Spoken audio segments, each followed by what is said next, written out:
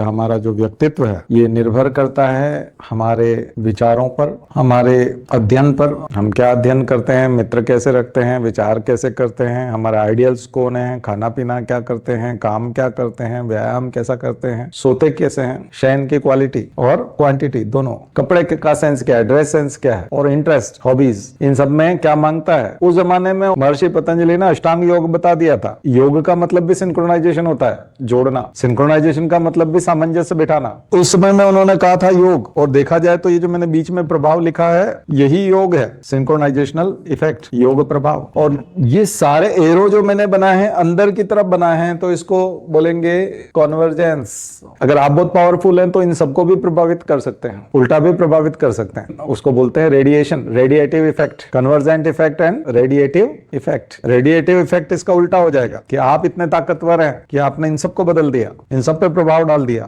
तो उसके लिए आपका व्यक्तित्व बहुत जोरदार होना चाहिए, और ये समग्र व्यक्तित्व भी हो जाएगा, टोटल क्वालिटी मैनेजमेंट भी हो जाएगा, और कंप्लीट पर्सनालिटी भी हो जाएगा, सर्वगुण संपन्नता। तो उस दिन मैंने आपको दो प्रकार के फैक्टर बताए थे, जेनेटिक फैक्टर और इन्वायरमेंटल फैक्टर। तो जेनेटिक फैक्टर तो फिक्स है क्योंकि वो क्रोमोसोम में फिक्स हो गए, और वो फिक्स हो गए डीएनए में। और जो जीन्स हैं वो मैनिफेस्ट होके रहेंगे प्रोटीन के रूप में, उसमें आप कुछ भी नहीं कर सकते, आप अपना प्रोटीन सिंथेसिस रोक नहीं सकते, लेकिन ये आपके हाथ में इन्वायरमेंटल फैक्टर। और ये जितनी भी चीजें हैं ये मांगती है सिंक्रोनाइजेशन। इन सबको सिंक्रोनाइज करना पड़ता है। एक भी अगर इम्बैलेंस हुआ इनमें से तो हमारा पर्सनालिटी गड़बड़ा जाएगा। इन सबको बैलेंस करना पड़ेगा। प्रभाव, अब जो मैंने आपको बताया, दो इफेक्ट आपके हाथ में नहीं है। एक है प्रकृति, और प्रकृति के दो रूप हैं, एक है पर्यावरण, दूसरा जीन्स। ये दोनों मिलकर प्रकृति है। प्रकृति से ही जीन मिले हैं और पर्यावरण, एनवायरमेंट। जीन्स भी हमारे हाथ में नहीं है और पर्यावरण भी हमारे हाथ में नहीं है। और जब बोलते हैं ना, जो लोग ठान लेते हैं उनके लिए फिर कायनात भी उतर आती है, यानी प्रकृति भी मदद करने लगती है। तो अगर आप रेडिएटिव बना देना चाहते हैं अपने आप को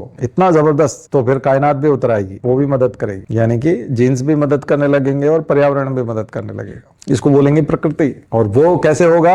वो ऐसे होगा कि इन सब की साधना करनी पड़ेगी। साधना बहुत उत्कृष्ट होनी चाहिए। इसलिए गीत है, पहले भी बताया था, सुन लीजिएगा, आत्म साधना ऐसी हो जो चटका दे चट्टान को। वो गीत सुन लीजिएगा, डेफिनेटली कायनात मदद करने के लिए आ जाएगी। तो आज का सूत्र, योग प्रभाव, कन्वर्जेंस इफेक्ट। और किनका इफेक्ट? इन सबका होता है। तो या तो इन सबको, इतनी सारी चीजों को ठीक करो तो हम ठीक हो जाएंगे, और या हम इतने जबरदस्त हो जाएंगे कि इन सब पे अपने अनुसार चला लें इनको, ये सब हमारे हिसाब से चलने लग जाए। ठीक है।